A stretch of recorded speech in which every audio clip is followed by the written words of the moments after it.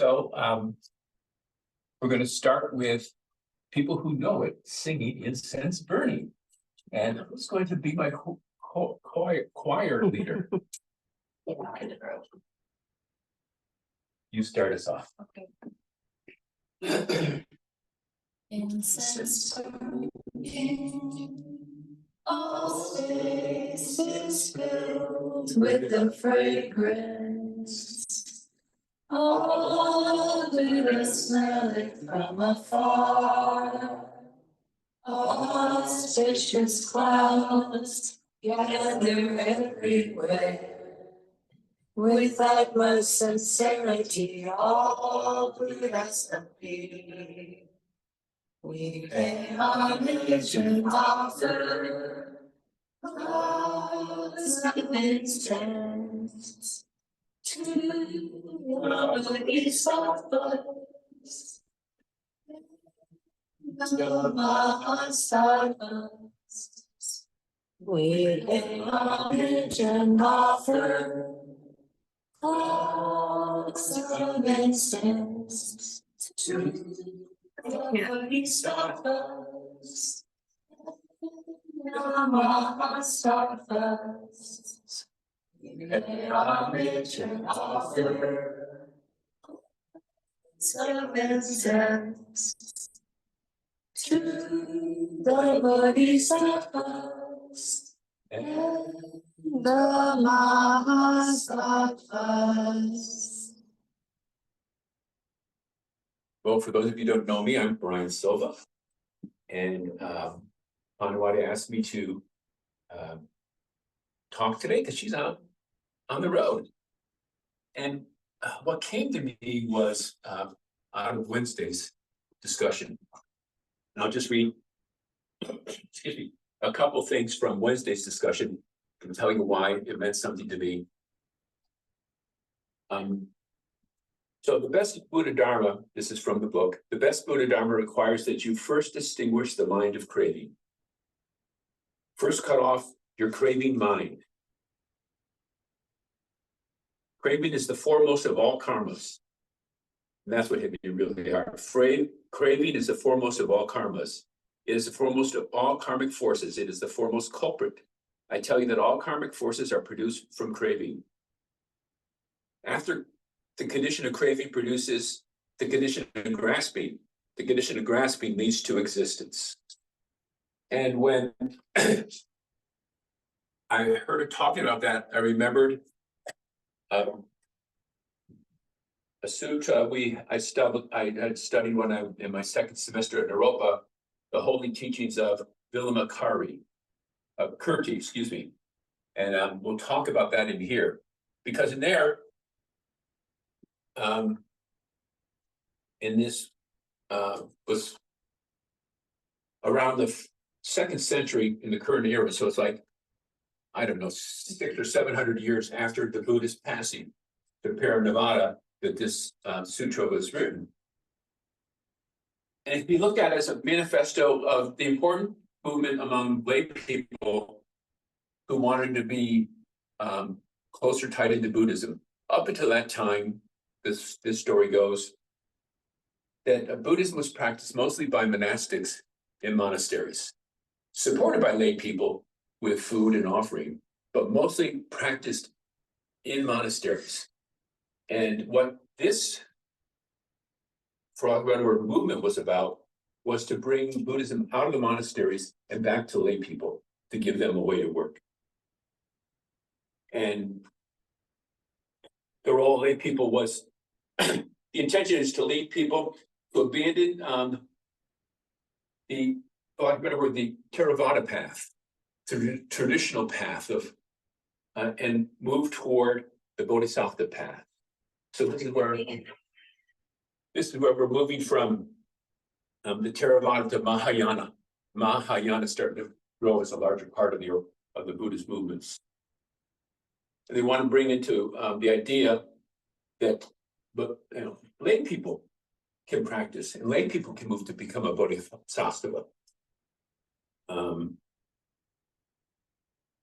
So when I was at Naropa, the first turning is when I got introduced to the Pali Canon.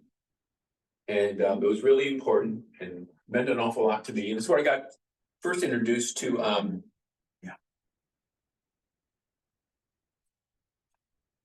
so, hey, it's coming. It will get there in a minute. And Thich Nhat Hahn wrote in Old Path, White Clouds, the Buddha now saw that understanding and love are one. Without understanding, there could be no love. Each person's disposition is a result of physical, emotional, and social conditions. When we understand this, we cannot hate even a person who behaves cruelly, but we can strive to help transform his physical, emotional, and social conditions. Understanding gives rise to compassion and love, which in turn gives rise to correct action. In order to love, it is first necessary to understand. So understanding is the key to liberation. So the Holy Teachings of Vimalakirti introduced me to two types of compassion, and then challenged me to better understand the difference between those two types of compassion.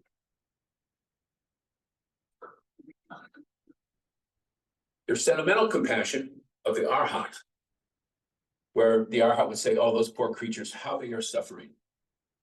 And then there is the great compassion of the Bodhisattva, whose role is to help relieve compassion and bring people toward eventual enlightenment. I apologize for interrupting. We need to get our car out. Who is parked behind our smart car? Elsie. Oh, Yeah, for sure. thank you. I love Gamble's time. That's good. Oh, God, I'm no. home. Oh, good. Thank you, Brian. I'm sorry. You away? No. Okay. So when I first read this, so in the second semester, we went into the second turning. And we started with the Heart Sutra, and I was like, okay, now I can start to connect. This makes a lot of sense. But then we got into this sutra, and I really had trouble with it.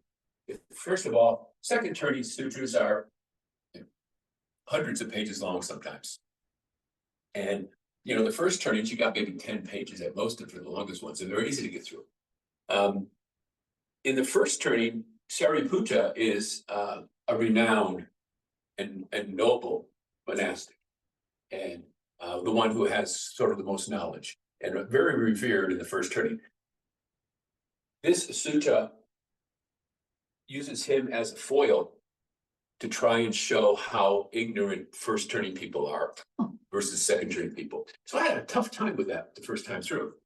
But once I let that go, then I saw the depth of what's in here. And so we'll talk about that. There's a debate between Shariputra and Vimalakirti. Vimalakirti is the principal layperson in this story. And he's a layperson who's a bodhisattva.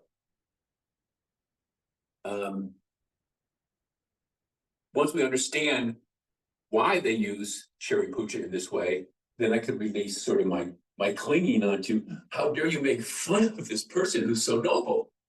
But it's his sense of what they say is the ignorance of the first turning people that had to be revealed to help people move on.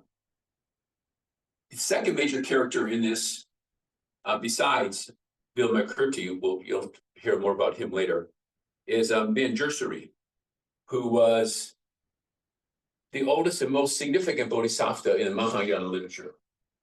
And he played a very significant role in this as we go through it. See anything else I want to say before we get into it?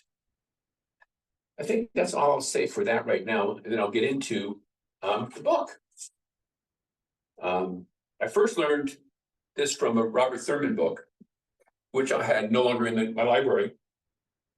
So I went and searched and I found a book of about this by Thich Nhat Hahn. And it's mostly a commentary, which was very useful for me to think about this. And we'll get into talking about the grasping of a first turning person versus the non-grasping of a second turning person. And where does that show up? And that it shows up in a very neat way as we get longer into this. I'm sorry, I know this is a basic question, but I don't know about the first turning and Okay. second turning. So in the first turning is the Pali Canon. When the Buddha came out and he did all his sermons to populations, they were the first was called the first turning, and they're written in the Pali verse. The second turning and later turnings are in Sanskrit. You can debate on whether or not they were really versed and written when Buddha was alive, or whether they were done later after he came back and helped people understand things more clearly. But they're two very different. They're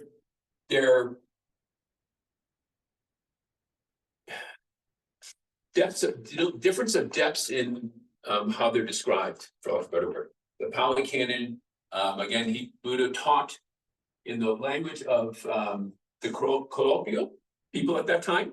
He was born as a noble, so he knew Sanskrit really well, but he taught in Pali because that's what the average person in that part of the world could understand at that time. And then the second turning is almost all done in Sanskrit. And they're, like I mentioned, they're much longer talks. And they have, and in that way, they also develop more depth and detail on certain types of topics. And so this is the second turning. It's one of the early second turning sutras. One of the first ones was the Heart Sutra. And then there were other ones that came along. And then this was one of the earlier ones. The Lotus Sutra was after this, which is a very famous one, which I've tried to read 2 or 3 times and I've never gone through yet. But I think I need to have a class to help me get through that one. And so this one's about 100, 110 pages long. So I'm not going to read the whole thing. It starts forget which grove it is, but one of the early groves where the Buddha taught a lot. And then some of the main characters are introduced there. Then the second chapter is Vimalakirti's house and where he's first introduced. Then they go back to the grove, and the Buddha tries to get. He senses that Vimalakirti is ill, and he wants to send some envoy to go talk to him and see how he's doing. And he goes through a list of all his major disciples about, would you please go? And they each have a reason why. They were once embarrassed by Vimalakirti's knowledge, and they did not want to go in front of him at this time. And then finally, one of the most senior ones is Manjushri says, okay, I'll do it, not a problem. And so I'll start in chapter 5. We'll read most of chapter 5. We'll skip chapter 6 and go to chapter 7, where this grasping thing comes out clearly that I wanted to make sure we get to. So again, this is Thich Nhat Hanh's commentary and of this sutra. And so I'll be reading a lot of it. Yes, Joe. In case I missed it, I'm sorry if I did. What is the name of this sutra? The Holy Teachings of Vimalakirti. Let me make sure I'm pronouncing this right. I had it down this morning. Yeah, Vimalakirti.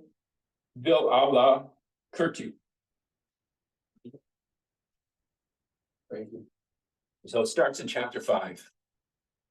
Manjushri asks after the sickness.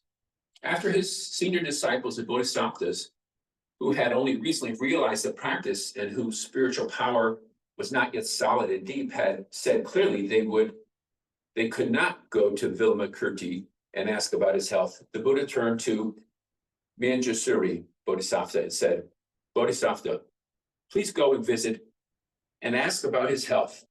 Manjushri obeyed. He said, the layman Vimalakirti is a special person.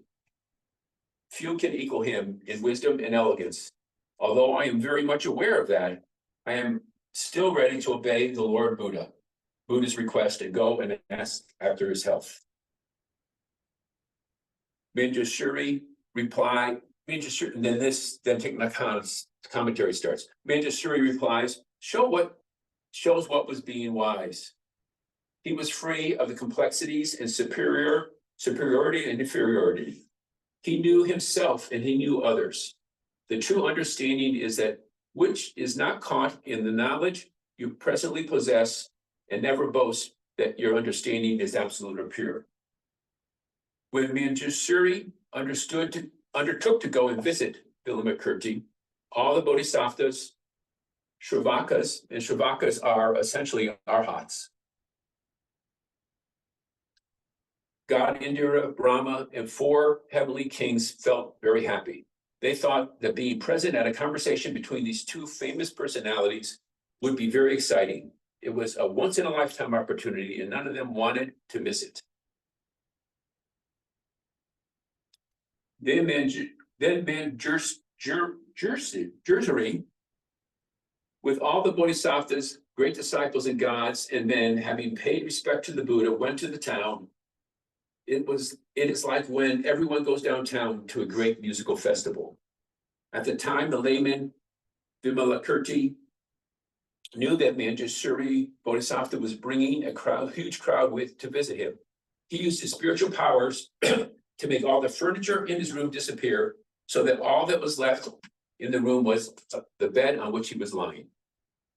Now, this is something, as Thich Nhat Hahn says, this is something we could also do. If we knew an hour beforehand that a large crowd was coming to visit, it would be no trouble to move the furniture out of the room. If so many people were coming, how could there be enough tables and chairs for all of them? So the best thing is to move them out of the way.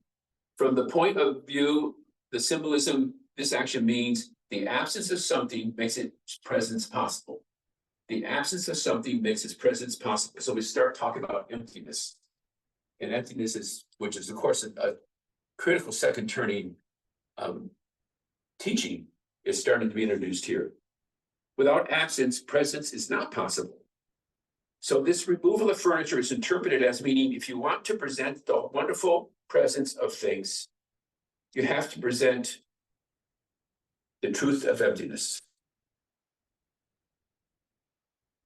When the party of visitors arrived, they saw the empty room with just Vimalakirti lying on his bed, maybe from time to time letting out a pretense of a groan, because he was not really sick. He was just appearing to be sick.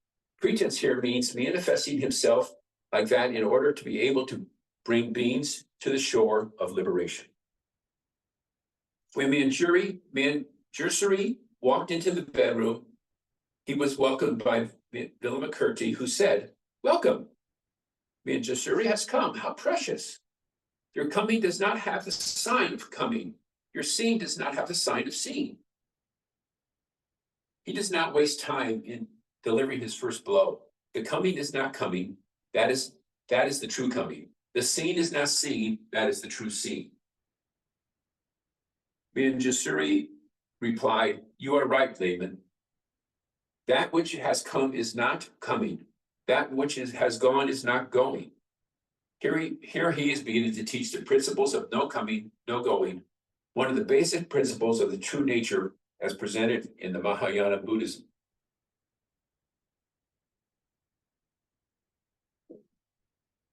The true nature of all phenomena is not to arrive and not to depart. Not one, not many, not born, not dying. The study of the true nature lies in the sphere of Prajnaparamita's teaching. This is the teaching on emptiness. On the other hand, there is the study of appearance, that is phenomena, phenomenological aspect. This lies in the sphere of the manifestation-only school, also known as the conscious-only school. It's also called the Dharma Lakasana, which means things as they appear, or appearance of things. When Vimalakirti says, "Your coming does not have the sign of coming, your seeing does not have the sign of seeing," Manjusri knew that in this case, he could not possibly talk in phenomenological terms. He would have to go straight into pneumological, which means not the apparent, but the deeper meaning of something. So he answers, "You're quite right, layman. What has come does not come. What has gone does not go. Why is that so? This is because when one comes, one does not come from anywhere. When one goes, one does not go anywhere. This is the principle of no coming, no going. This teaching is also given in sutras of source Buddhism. Our body does not come from someplace in space, and after it disintegrates, it does not go somewhere else in space. An eternal question of philosophy is, where do we come from and where shall we go? The answer, according to the Buddha, is very simple. We come from nowhere, and there's nowhere we shall go. We manifest when enough conditions come together. We go into hiding when those conditions are no longer sufficient. After seeing the social courtesies, the Bodhisattva began more serious talk. What is the cause of your sickness? How long have you been unwell? What needs to be done to regain your health? At this point, Vimalakirti begins to give a Dharma talk. My sickness comes from ignorance associated with craving. Obviously, this diagnosis is not for Vimalakirti alone, but for all living beings. The cause of sickness is ignorance. Ignorance is lack of understanding, or deeper understanding when we store up too much knowledge, especially knowledge that contains prejudices, knowledge that is incorrect, knowledge that bars our way ahead and brings out a state of stagnation. If we are wise, our knowledge will benefit our understanding. If we are not wise, it will become something that obstructs and blocks the free flow of our mind. The sickness of living beings originates in ignorance. Craving is not the result of ignorance. Craving here means attachment, clinging onto and yearning for things that are not worthy of our craving. Again, craving is not the result of ignorance. But when there are things that could be destroying us, but we still crave them, there is therefore suffering arises. This sickness in the 12 lanes of independent arising, in the 12 links of independent arising, ignorance is the link that is generally listed first of all. Craving is the cause of grasping, which is to hold tight on to something, usually an idea. Craving and grasping are the sickness of living beings. Now, this issue where he says that ignorance, craving is not the result of ignorance is different from my understanding of the 12 links of independent origination. But he'll go into here and really just talk about how craving goes away. I'm not sure why he uses that terminology here, but once ignorance is destroyed, craving does go away. And that's what this sutra would talk about. Because now this is back into the dialogue. Because beings are sick, I am sick, says Vimalakirti. This is one of the famous quotes from the talk. It's talking about the teaching of condition arising and interbeing. And interbeing is the term that Thich Nhat Hahn uses a lot, which talks about how everything is connected together. If society is sick, then we will be sick too. It's very difficult to avoid being sick when society is sick unless we have a great deal of freedom, very strong aspirations, and we can erect ramparts and moats to resist sickness. And that's a little analogy as to how the arhats create moats around themselves to protect themselves from being attached to anything, versus the Bodhisattva way, which is find a way to live in that type of environment and work with that type of environment. Would you repeat that, please? If society is sick, then we will be sick too. It's very difficult to avoid being sick when society is sick unless we have a great deal of freedom, a very strong aspiration, and we can erect ramparts and moats to resist the sickness. And erecting ramparts and moats to resist sickness was their analogy of what arhats try to do, versus the Bodhisattva, which tries to go in and help cure the sickness. If living beings are no longer sick, my sickness will automatically be cured. This is Vimalakirti talking again. In the first Dharma talk during a retreat, Thich Nhat Hahn talks about his work with veterans of the Vietnam War.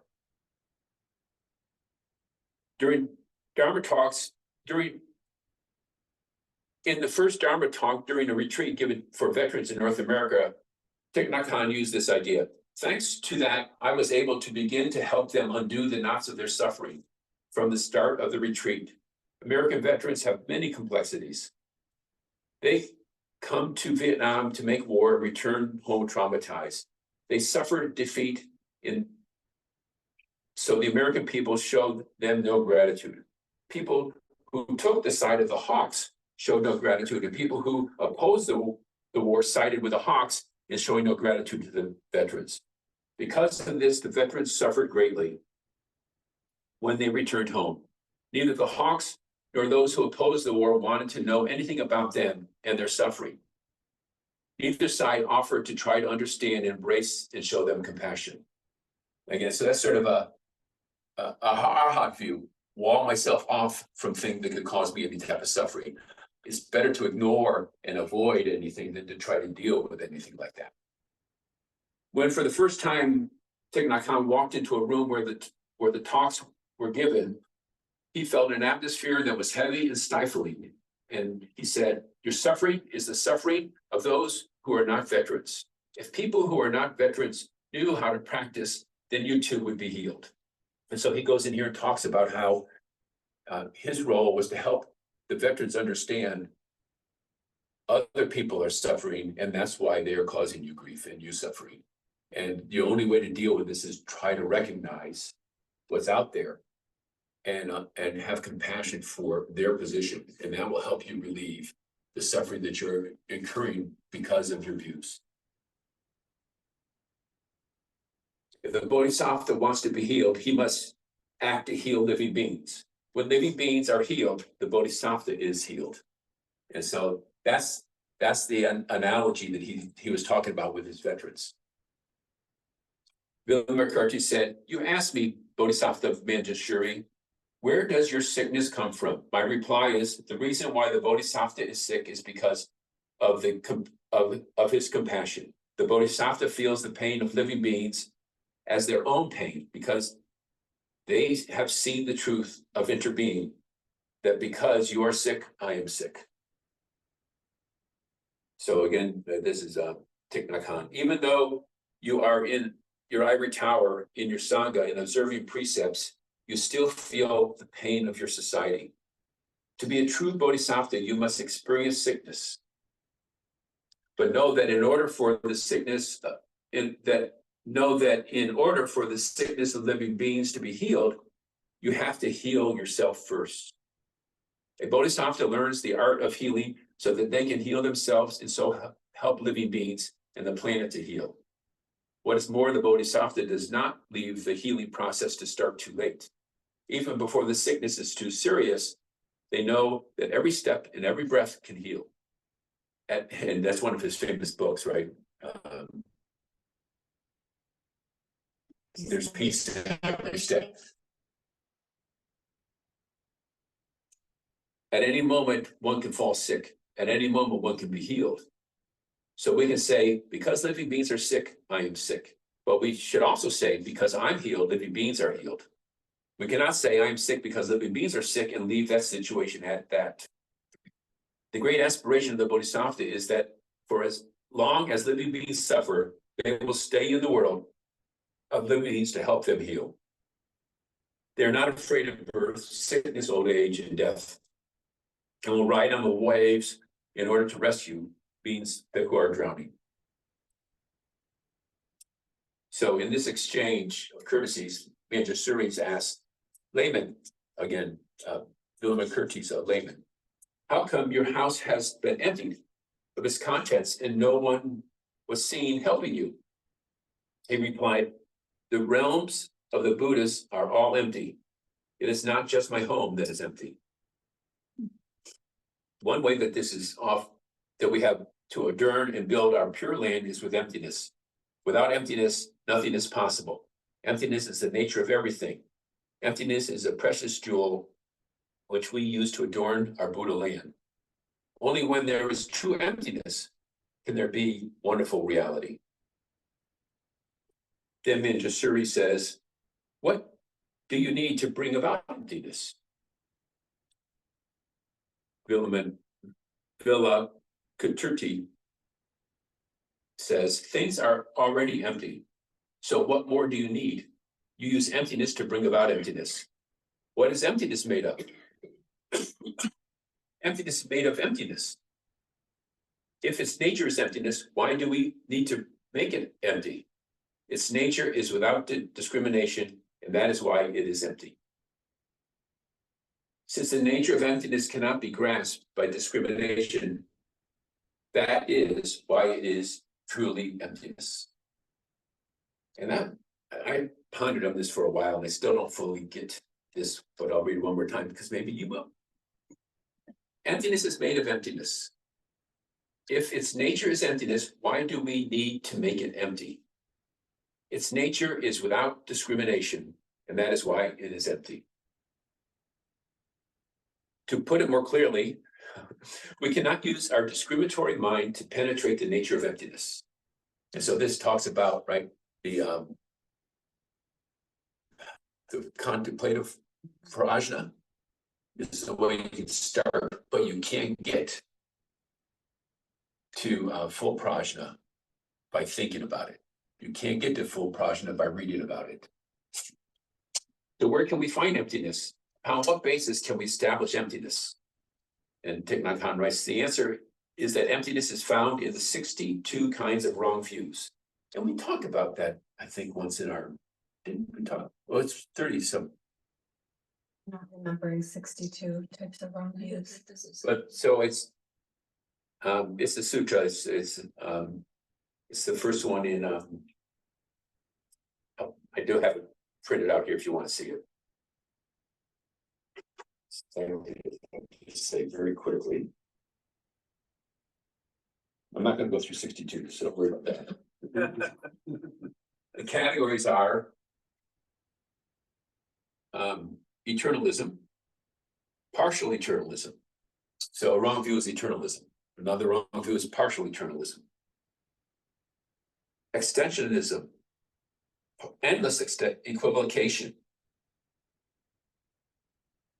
Fortuitous origination, immortality, annihilation, which is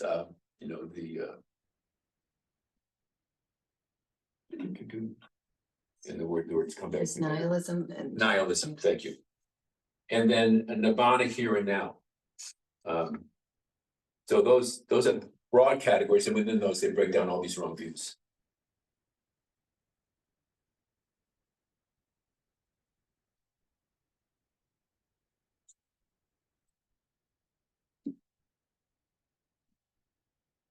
According to Vimalakirti, the truth about emptiness can be found in these 62 views.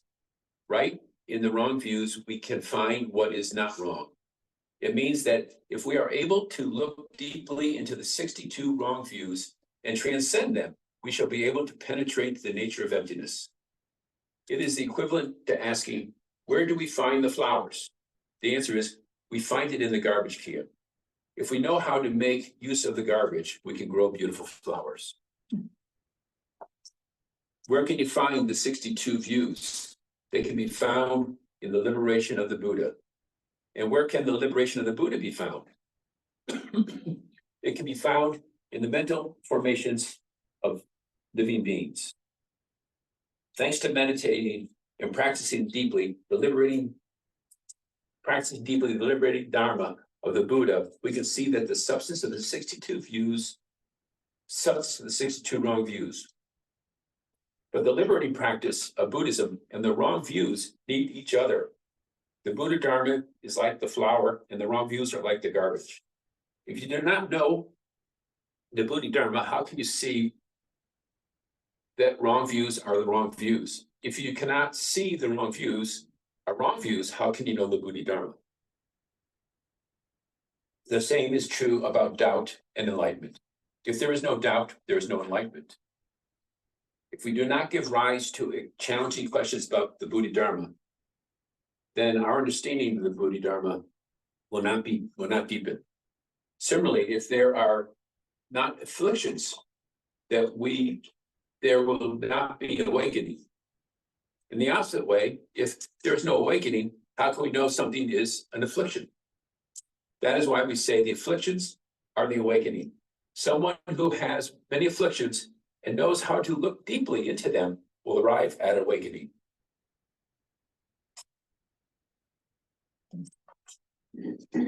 The mental formations of living beings are the most fertile earth for us to sow the flowers of the Bodhidharma. If there were no afflictions and no suffering, how could there be earth to plant the flowers of liberation? The Sutra teaches that we should discover the Bodhidharma in the mental formations of living beings. And that gets back to the difference between Arhat and a Bodhisattva. That the way to liberation is to go out there and get in the mess. It's not to isolate and penetrate with wisdom. You have to be in the mess to be fully liberated. So when you, this is Manjusuri saying, ask me what, that's our Vimalakirti saying, when you ask me why I do not have attendance, I want you to know that all kinds of Mara and those who held wrong views are my attendants. Why? Because all the kinds of Mara delight in the realms of birth and death, and the realms of birth and death is the environment for the Bodhisattva. Those who hold wrong views delight in wrong views, and the Bodhisattva knows how to remain unmoved by such views. And Thich Nhat Hahn goes in and talks about why he has his attendants to be less skillful, because working with less skillful attendants helps him to plant more beautiful flowers. In other words, he gets to get into the soil and mix with things, and that helps him continue to grow. If he had highly realized attendants all the time, he would not be challenged with life as much. So, if you're listening to us, Paniwadi, that's why we're here. We're here to give you the soil to grow things from.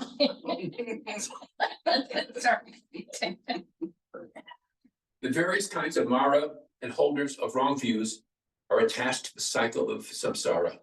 But the Bodhisattva is the one who by nature refuses to abandon those who are caught in this cycle. Bodhisattvas stay in the midst of birth and death in order to liberate others from birth and death. That is why, thanks to having Mara as an attendant and living with Mara, I have become a Bodhisattva. And that's, of course, Vimalakirti speaking. Now, it gets in here. This is easy enough to say, but it's not an easy thing to do. If we live with Mara and we do not have the mind of love, we do not observe our precepts, and we do not have insight, after a while we shall no longer be a Bodhisattva. We shall become Mara as well. So that's the balance. How do you ensure that you have the proper reflection time, the proper study time to balance off living in the real world? And as we talked about earlier, you need to first get to a position where you're strong enough to do that. And so sometime as a monastic makes an awful lot of sense if you want to eventually get out and really mess up with the world, because it's very hard for lay people to do that. If we live with Mara, we do not have the mind of love. Okay. That is why it's 100 times more difficult to be a lay bodhisattva than it is to be a monastic bodhisattva. In a pool of mud, it takes a lotus to stand out in relief. In a garden blooming with flowers, we only have to be a bud in order to have offer something beautiful to life.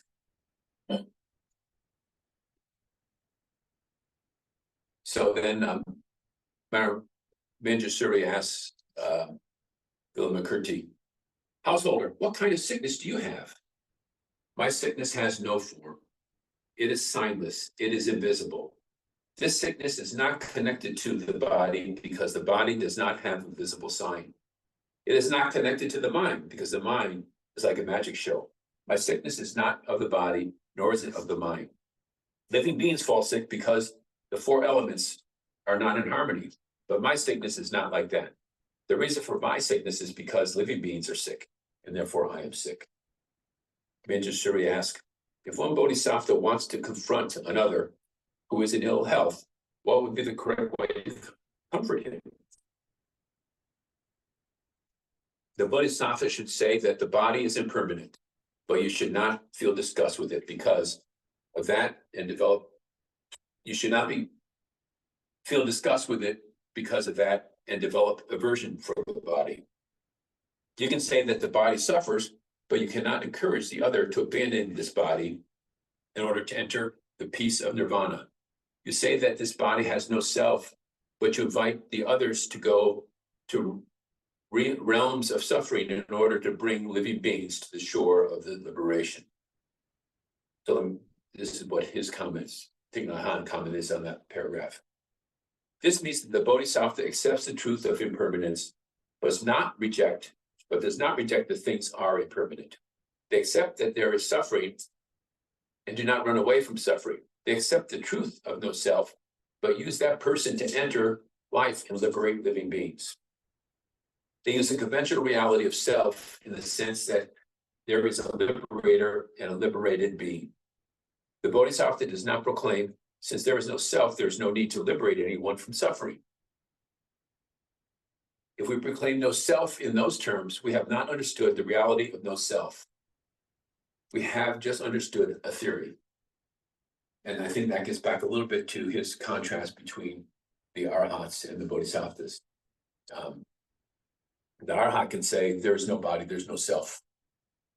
And I will just sit here and I will recognize that and I will realize that. And the bodhisattva says, yeah, there is no self, but there is suffering. And I can have a role to help relieve suffering. Where again, I think the contrast is too bleak here, but the theory that they're putting forth here is that the arhat has to relieve suffering, wants to receive only his or her suffering, and does not care enough about other people's suffering. Where the bodhisattva, of course, in this scenario, is one of its principal, his or her principal role is to relieve the suffering of other people. You should say that this body is empty and silent, but do not say that you have to leave the world in order to find the peace of nirvana. You should say that one should confess one's past mistakes, but should not be caught in the idea of the past. You should remember the times when you have been born, when you have been ill, in order to have compassion for those who are ill now. And Thich Nhat Hahn says, this means if we have never been sick ourselves, we shall not see or understand the suffering of someone who is sick.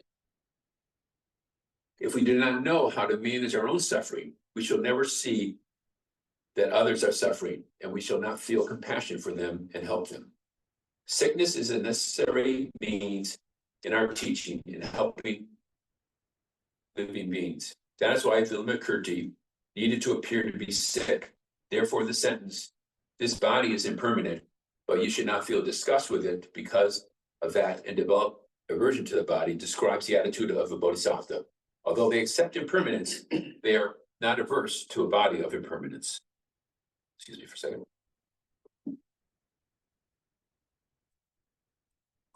Got a little runny nose. In short, although the truth is that things are impermanent and non-self, and we can suffer because of this, we do not become passive and negative and just seek personal comfort in order to ignore the suffering of living beings. A bodhisattva should always give rise to diligence, vowing to be a king of doctors to heal all beings. This is the essence of this section of the sutra. Manjusri asks, householder, when a bodhisattva is sick, how should they master their mind? Bodhisattva who is sick should consider this sickness. Consider this. Sickness comes from the afflictions, kleshas, and wrong perceptions that we have accumulated in the past. The root of these afflictions and wrong perceptions is the idea of a separate self. This is also the view of original Buddhism. Original Buddhism also maintains our afflictions and suffering come from wrong perceptions. And those wrong perceptions are based in the idea of a separate self. we think that only we suffer. We think that we suffer because of the people around us. The truth is that one person's suffering is everybody's suffering. Suffering does not belong to a separate self. If we heal suffering, we have to do so by understanding that there is no self. We have to heal ourselves and others help, and others help us heal. In the same way that we heal themselves, in the same way they heal themselves, and we have to help them heal. All wrong perceptions come from the wrong perception about self, and the method of healing has to come from our looking deeply into the nature of all our dharmas. Let's see what's just a few more things in this chapter, then I'll move to the final chapter I want to talk about. The Bodhisattva should reflect, the body is made of an assembly of many dharmas. It is a process of birth and death. When it is born, it is the dharmas that are born. When it dies, it is the dharmas that die. This means looking deeply into dharmas to help us uproot the idea of a separate me. The Mahayana hold a different view. Dharmas, that is, the elements that make up an illusory self, idea of a self, are also empty.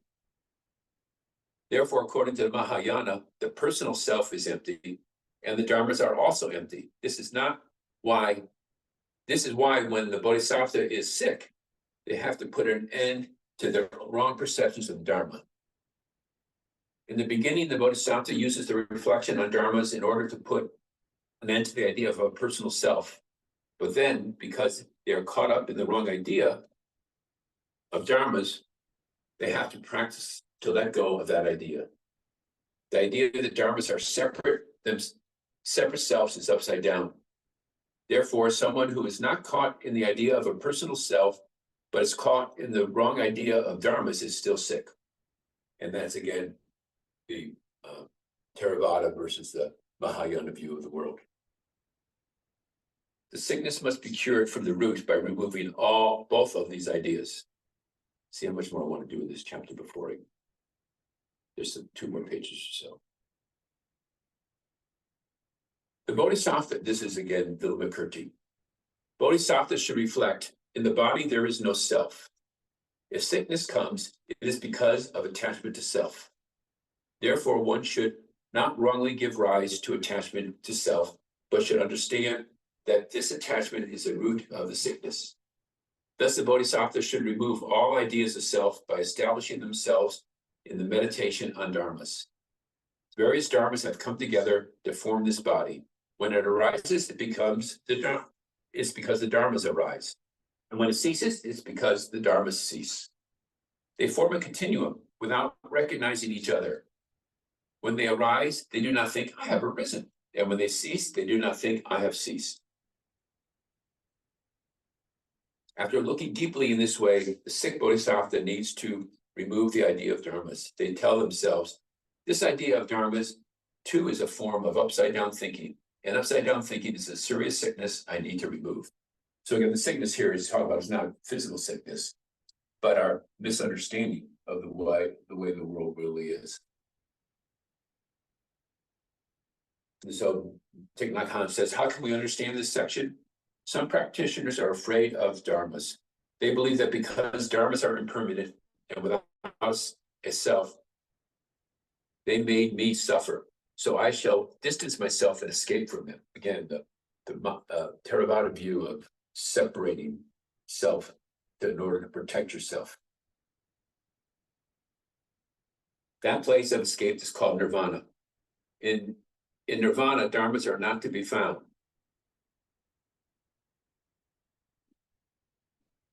Form, sound, smell, touch, taste, and objects of mind are my enemies. They're the root of suffering and misery. If I want to be liberated, I have to find escape from them. Again, the Theravada view. Mahayanas, though, disagree. In the Raptan Kutta Sutra, there's an example that makes this easy to understand. Someone picks up a stone and throws it at a dog. The dog feels pain and anger and runs up to the stone, barking at it in revenge. Out of the ignorance, the dog thinks that the cause of its suffering is the stone, while in fact, the cause is the person who threw the stone. When we suffer, it is the same way. We suffer because of our wrong views and ignorance. Therefore, we always blame what we see, hear, smell, taste, and think about as the cause of our suffering, instead of our wrong views. The intelligent practice is to put an end to our wrong views and transform our perceptions. It is not to hate things around us, saying that they are the cause of our pain. And Thich Nhat Hahn says, the monastery is a place for us to transform. It is not a place to escape from society. A true monastery is a place that gives us an opportunity and the ability to return to society and be able to live peacefully in the society and continue its transformation.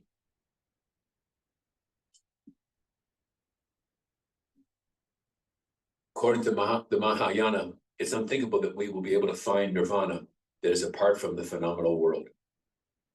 How can Bodhisattva remove the upside-down view of dharmas? They have to practice letting go of the idea of a self and what belongs to self. The way of practice starts again from the beginning. Self is I, and what belongs to self is mine. And those are the wrong views. So there's more in this chapter I'm not going to go through because we've already been here for a long time. I'm going to now move on to chapter 7.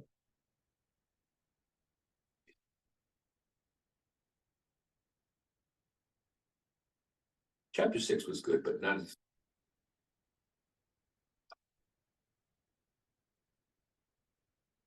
Is this the right one?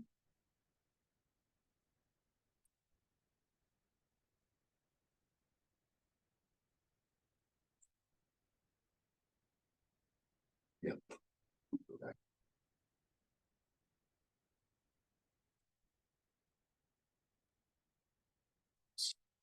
Tell me the book again, Brian. So this is So it's chapters 5 and 7 of this book, not this book. not that book. No, No. it's Thich Nhat Hanh's book. Okay. So I'm really sure I have this right.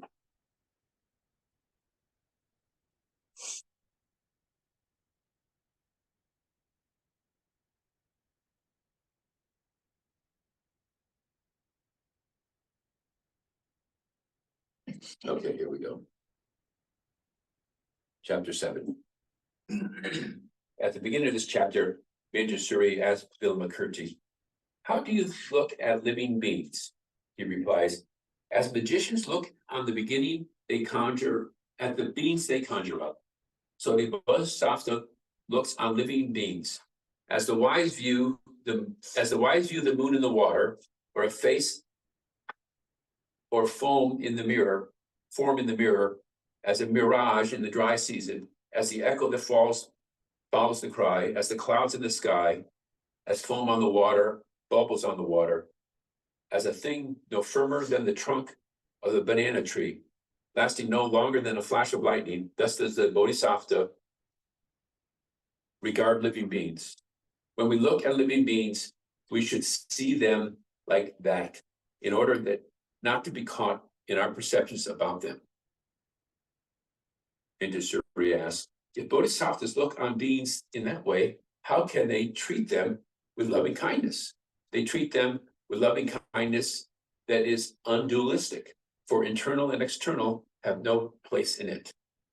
What do you mean when you speak compassion? I mean that whatever benefits the Bodhisattva gain, they share them with all other living beings. What do you mean by joy? Any way the Bodhisattvas can add or enrich others, they view as a benefit for others and never regret. So that's what they view as joy. Anything they can do to add or enrich others, they view as a benefit for others and never feel regret. What do you mean by equanimity? Whatever blessings or fortunes the Bodhisattva bestow, they expect nothing in return. Equanimity is the ability to let go. It is the ability to act without needing anyone to know that we are acting, to be worthy of gratitude of others, but not expecting anyone to show gratitude. We do not need our name to be on the list of donors. Joy of our practice, the fifth is is joy of our practice that fulfills our heart to the brim, as well as the hearts of living beings. It allows all regret and guilt from the past to disappear. Compassion and loving kindness and practices that alleviate suffering and bring happiness to living beings. Compassion and loving kindness are practices that alleviate suffering and bring happiness to living beings. They have to be practiced in the spirit of joy and equanimity. Manjusri asks, if bodhisattvas fear the cycle of birth and death, what should they rely on? And here Vimalakirti says, bodhisattvas fearing the cycle of birth and death should rely on the power of the Tathagata. The Tathagata is a great heart. It means that all our actions should be based on the one motivation to liberate beings from their suffering. Only with such an aspiration do we not become rotten seeds. Without that aspiration, whatever we do, we shall become a rotten seed. That aspiration is called the bodhicitta, the mind of love. Manjusri, if they hope to rely on the power of the Tathagata's great heart, what should they do? If they hope to rely on the power of Tathagata's great heart, they should dedicate themselves to the vow to save and liberate all beings. If they hope to save living beings, what must they free beings from? If they hope to save living beings, they must free them from all the afflictions. If they hope to free them from all the afflictions, how should they proceed? They should proceed by the method of right mindfulness. How does one proceed by the method of right mindfulness? One proceeds on the basis of no birth and no death. What is the root of desire and greed? False constructions of the mind are the roots of desire and greed. This sentence is Orthodox Buddhism. False constructions of the mind are ignorance and wrong perceptions.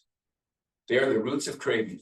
Because we cannot see the nature of things clearly, we run after them and become infatuated with them. Because we do not know how to look deeply, we do not know how to see the microscope of meditation. Okay, let me read that again. Because we do not know how to look deeply, we do not know how to use the microscope of meditation. We have an internal formation of attraction and attachment. So that's the false constructions of our mind. What is the root of the false constructions of the mind? Upside down thinking is the root. In other words, it is wrong perceptions. We do not see things as they truly are. What is the root of upside down thinking? No standing point is the root of upside down thinking. What is the root of having no standing point? What has no standing point cannot have roots. At this point, Vimalakirti says, Manjusri, it is from the root of no standing point that all dharmas take their stand. Authentic bodhisattvas practice everything and put into effect all great undertakings, but all this rests on one thing, that no standing point, which means they are not caught in anything. And it gets a little complicated for me in here, but if you're attached to even trying to do the right thing, it can hold you back. You have to have no standing point to really be that you're working from. At this time, a goddess appeared to Vimalakirti in Vimalakirti's room, and seeing this great being, who were teaching the Dharma, she made herself visible. She scattered flowers that fell on the bodies of the bodhisattvas and the senior disciples of the Buddhas as a sign of welcome. When the flowers fell on the bodhisattvas, they fell to the ground. But when they touched the heavier disciples, the hearer disciples, in other words, the arhat type of disciples, they did not fall, but clung fast to the robes. When the senior disciples of the Buddha saw that the flowers had not fallen, they used their hands to try to brush them off. But the flowers refused to fall and clung obstinately to their robes. Seeing this, the goddess asked Shariputra, why do you need to brush off the flowers? And this is, again, where using Shariputra and the arhats as a foil to try to teach the Mahayana view. These flowers are not in accord with the Buddha's teachings. As a monk, I do not adorn myself with flowers, and that is why I am brushing them off. She replies, Venerable monk, do not say that these flowers are not in accord with the Dharma. These flowers do not discriminate. It is you who discriminates, because your mind discriminates between what is the Dharma, big D, and what is not the Dharma. The flowers attach themselves to you. If someone who has left the household life makes such distinctions, that is not in accord with the Dharma. One must be without discrimination in order to be in accord with the Dharma. Look at the Bodhisattvas. The flowers do not stick to them because they have already cut off the discriminating thoughts. So the thoughts that those flowers are beautiful was the discriminating thought. And this is where I have to always remind myself, there's nothing wrong with having joy. It's being attached to joy is where the problem lies. There's nothing wrong with liking beautiful flowers. It's being attached to beautiful flowers. And the Arhat's view was beautiful flowers can generate clinging. So I should not look at them because that make me therefore generate clinging. And the key is to get to the point where you can see beautiful things and let them go. So they, beautiful flowers, and I let them go. Beautiful flowers, I don't want to let them go. And that was the Arhat's problem. They had this view of clinging to beautiful flowers. And it was when Paniwadi was giving that talk about grasping that one section of this book came to me and said, yeah, that's different. I like things. And the way I said like was one of the issues versus I like things. Those are two very different ways between the Bodhisattva and the Arhats. This means that the authentic lay Bodhisattvas can wear a pearl necklace or a fancy garment, oil their body and hair with fragrant oils, and doing these will do not do any harm to them. There are people who do not wear jewelry or smart clothes or do not dye their hair, but in the mind they have so many prejudices. The degree of liberation that they have could be very small compared to the lay bodhisattva who adorn themselves. It is like a man looking at a beautiful woman with a very pure mind. It does no harm whatsoever to look that way. Someone else might not dare look, and every time he sees a woman, he looks down at the ground. That person is still caught in attachment. The flowers do not attach themselves to the bodhisattva because they had ended the discriminatory way of looking at things. And I know it's, I'll say it anyway. I lived in Saudi Arabia for a while, where women if they're not wearing at least a face covering, they at least have their hair covered and they wear a bias, because the male could not look at women with they had a discriminating mind. And that discriminating mind trapped people into ways of lives that were uncomfortable for many. And so it's this discriminating mind that we talk about here about the flowers that cause us problems. Right? Yes. Can I say something? One example that I always use is a bird. You see a beautiful seagull or something, and you have to just really appreciate it for what it is. But to reach out and want to grab it and attach and cling to it, you're going to destroy it. Yeah. You can't do that. So it's kind of having that view of life. And the fact that they viewed flowers as a potential thing that could destroy my serenity. I had to get rid of them, is why they got attached to them, because they even attachment to both good and bad things, right? So that was what caused them, the flower, to hang on.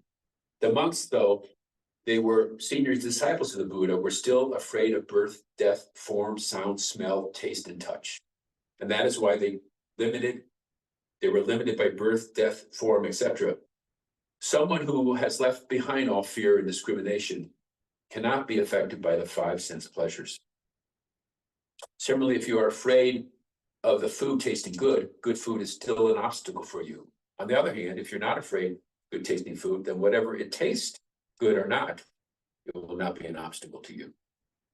These points have been made many times in this book, but before we had the story of the man throwing the stone at the dog, the root of the dog's pain was not the stone, but the man who threw it.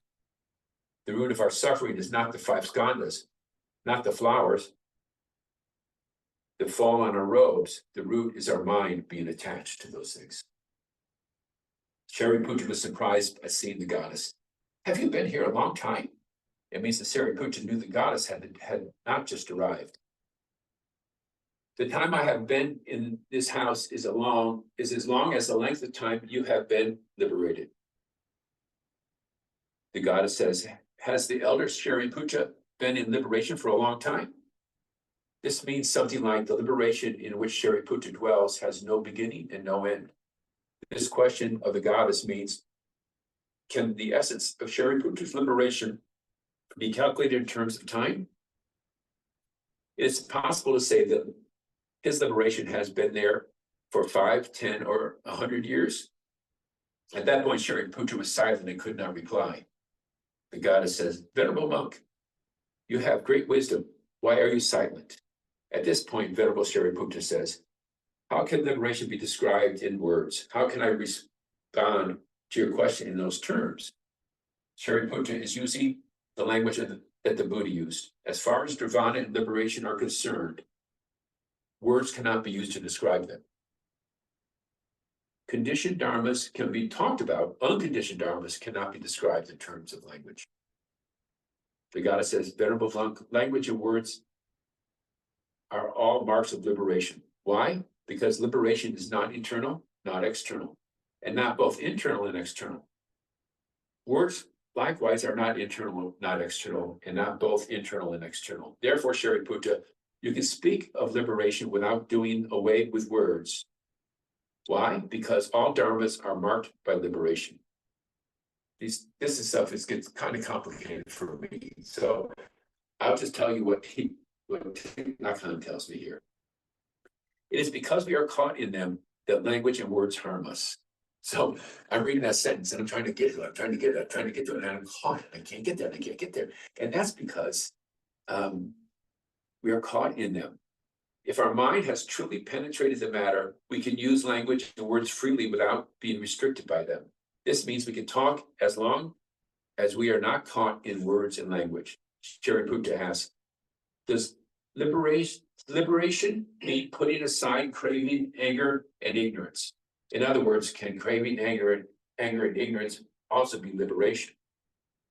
This question is meant to show that the character of Shariputra in this Dharma has not got the message. The goddess already said that all dharmas are liberation. Naturally, all dharmas include craving, anger, and ignorance. Nevertheless, Shariputra's view is, in this sutra, is still dualistic. Liberating is one thing, and craving and anger and delusion are something else. He sees flowers as flowers, garbage as garbage, and has not seen the flowers as only possible because of garbage. The sutra repeats the idea many times. I'm not sure I'm going to bother to go much more into this. Are you saying his view is dualistic after he's been liberated? Shariputra's view is dualistic after he's been liberated. An arhat. Okay. He's to one level of liberation. Okay, so Shariputra was an arhat, not a Yes, bodhisattva. he's an arhat. Okay, thank you. Is that really true, or is that just what Billa, whatever, thought?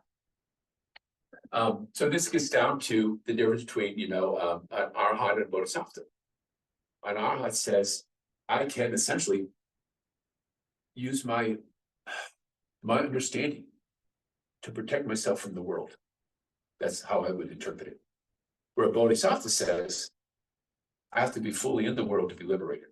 The arhat says, I can find a way to protect myself from the world to be liberated. That's how I interpret it.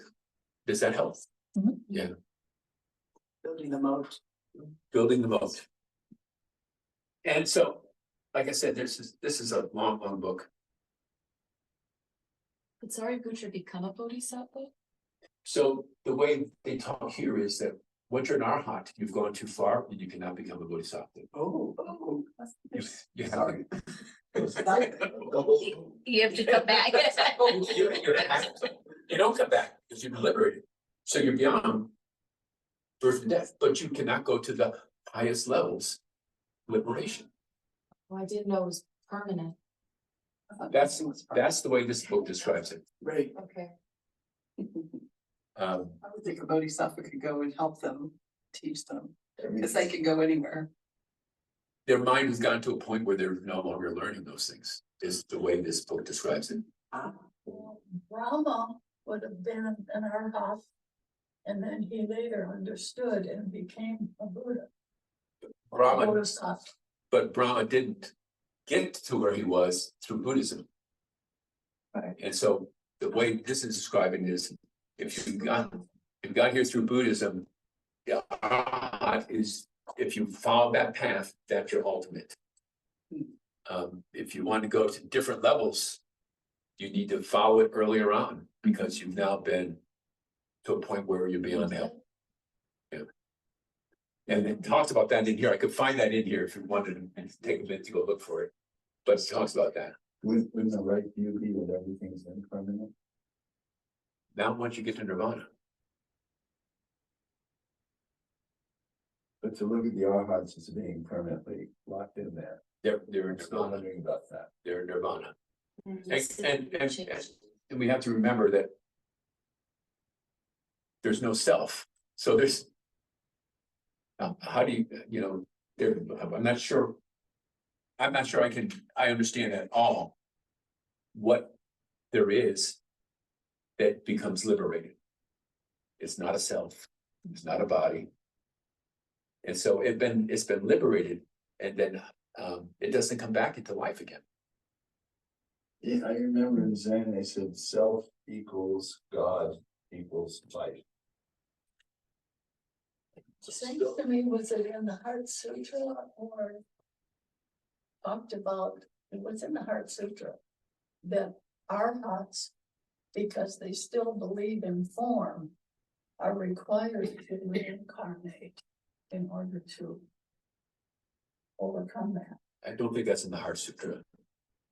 I remember somebody talking about that, and I can't exactly remember working, but we heard that several times.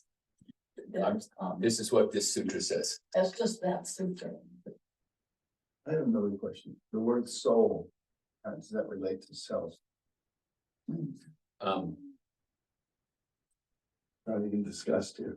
no, No. And in the Mahavajra of Liberation, Buddha Master says that soul, spirit, or even you could call it life, is basically a consciousness that's attached to a self. right. It's a consciousness That's that's. attached to a self. So there is no soul, There is, but it's attached to a self. but it's just a perception. It's not, there's not a suchness. to it. But this gets to, right, there is both absolute reality and Conventional. conventional reality. They both are occurring at the same time. Yeah, I have to think about that, Paul. Yeah. And that's part of that there's part of that in this book somewhere also. But that's the Bodhisattva, they learn, conventional reality is where I do my work, but there is the ultimate reality, and they're both occurring at the same time for them. Forgive me, but I'm seeing a parallel to what's happening today, that there's some dangers in our society that we're all facing. And I'm speaking specifically to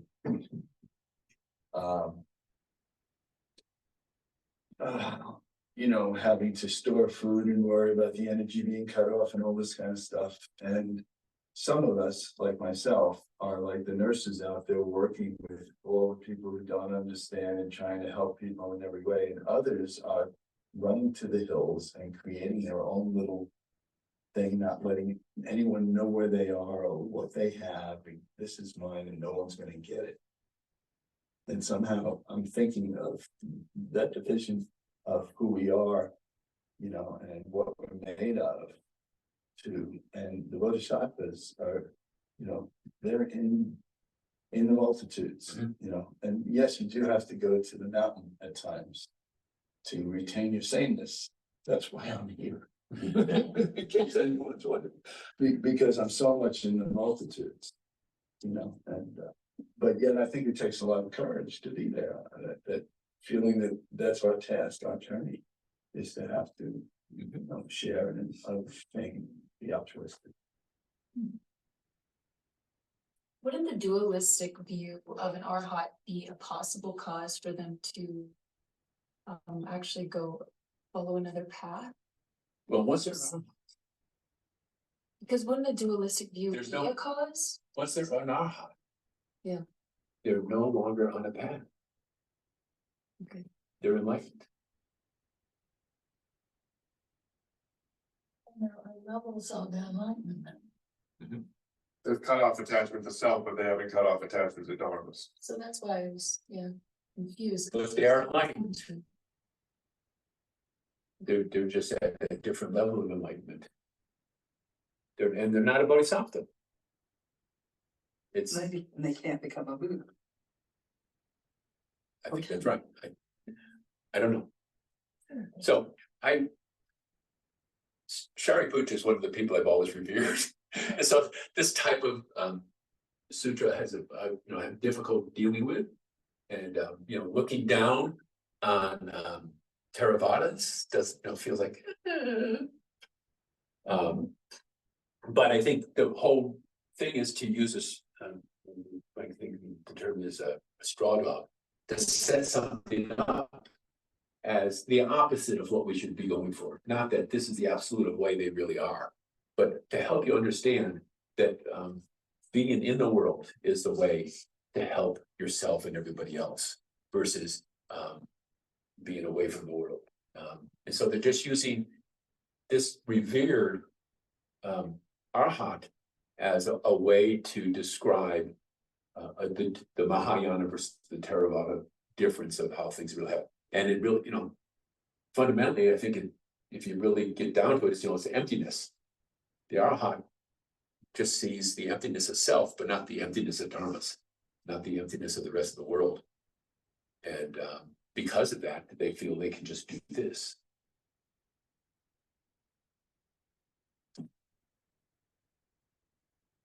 I wonder about that being enlightened.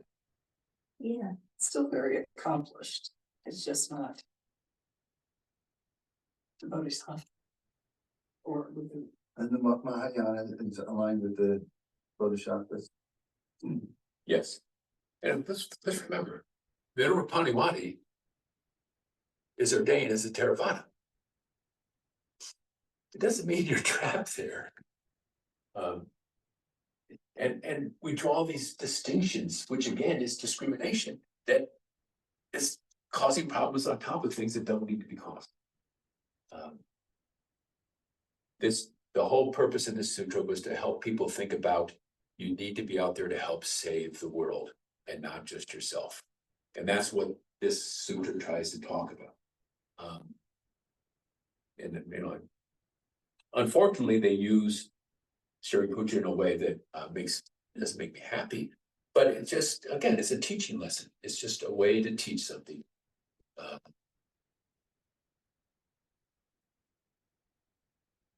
So take the lesson. Let's just take the lesson. Yeah. And and it gets down to that and what got to me was when we were talking about clinging and the flowers clinging to the robes of the arhats, which what came to mind when she talked about it. And the difference is, when there's no clinging, the flowers just fall off. They don't stick. You still love them, you can see them, and you can be glad that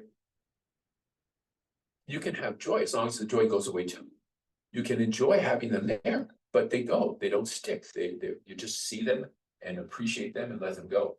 Versus you see them and you really like them, or you really don't want them, and then all of a sudden, I'm stuck. I have a quote from Zen that I've said before here, maybe years ago, that again, you know, it's just, I memorized it because it always comes into play. Anxiety is symptomatic of separateness from life. It is the feeling that one may not obtain what one hopes for, or one may lose what one momentarily clutches. Mhm. And it's that whole, the word clinging, is Yeah. there it is. And that was what Wednesday's talk was, and so that's what had me go back to think about this. Yeah. But if I could spend another month, I could probably boil this down to make it a little clearer and easier to come through. But I wouldn't be able to improve much on the Thich Nhat Hahn. So I think that's getting close to 1:30. Good job. Does somebody want to offer up merit?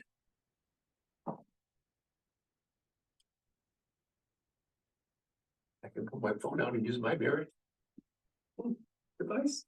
Your merit device. No, there's one that was in, it's appropriate, I think. No clinging to the phone. All the merit we have accomplished, all the merit accomplished in the time to come, I offer up to all living beings everywhere, so that they may realize the fruit of Buddhahood.